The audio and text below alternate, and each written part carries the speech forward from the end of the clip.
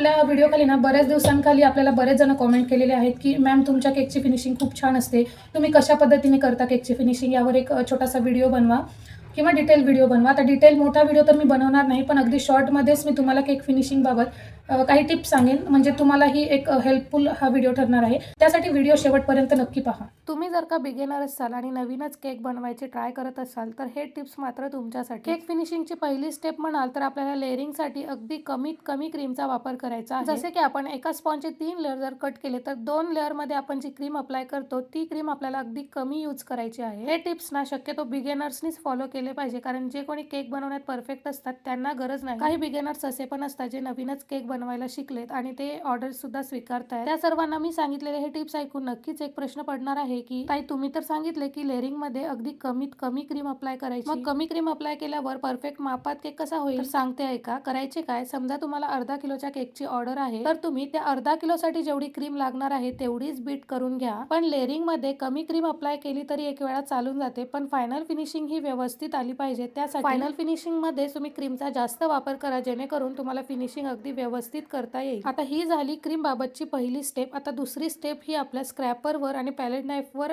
Depend असते. जेव्हा पण आपण स्क्रॅपरने फिनिशिंग देतो ना तेव्हा आपल्याला हात अगदी अलगद धरायचा असतो, पण काही जण अशी चूक करतात, स्क्रॅपर हा अलगद हाताने न फिरवता केकला अगदी प्रेस करून फिरवतात. त्यामुळे केकची खूप जास्त क्रीम निघून येते आणि केकचा स्पॉन्ज देखील दिसायला लागतो. त्यामुळेच अलगद हाताने स्क्रॅपर फिरवा, म्हणजे फिनिशिंग परफेक्ट होईल. ही गोष्ट झाली स्क्रॅपरची. पण आतापर्यंत माझ्या डाव्या हातामध्ये जो एक पॅलेट नाईफ होता, त्या पॅलेट नाईफचं काम काय तर स्क्रॅपरने आपण टॉप आणि साइड फिनिशिंग करताना जेवढ्यांदा क्रीम एक्स्ट्राची निघून येते तेवढ्यांदा आपल्याला ती पॅलेट नाईफ वरती रिमूव्ह करायची असते. तुम्ही स्क्रॅपरवरची एक्स्ट्रा क्रीम रिमूव्ह न करता जर तोच स्क्रॅपर परत परत फिरवला तर तुमची फिनिशिंग अजिबातच केकला येणार नाही. एवढी गोष्ट मात्र लक्षात ठेवा. असो तर तुमच्याच रिक्वेस्टवर मी केकच्या फिनिशिंग बाबत तुम्हाला थोडेसे टिप्स सांगितले आहेत. ते तुम्हाला कसे वाटले ना तुम्ही ते कॉमेंट करून मला नक्की कळवा. आणि हो, तुमच्या पुढेच लेअरिंग मध्ये क्रीम कमी अप्लाय केल्यानंतरही केकचे वजन मी तुम्हाला दाखवलेले आहे, तुम्ही पाहू शकता. एकदम परफेक्ट असा हाफ केजीचा केक रेडी झाला. इथे हा होता केकचा फायनल लुक. आवडला तर एक लाईक मात्र नक्की करा आणि असेच तुमचे केक बाबतीत कोणतेही डाऊट असतील तर तुम्ही बिंदास्त विचारा, त्याचे उत्तर तुम्हाला नक्कीच व्हिडिओद्वारे देण्यात येतील. चला तर अशाच नवनवीन व्हिडिओसाठी चॅनलला सबस्क्राईब करा. बाय.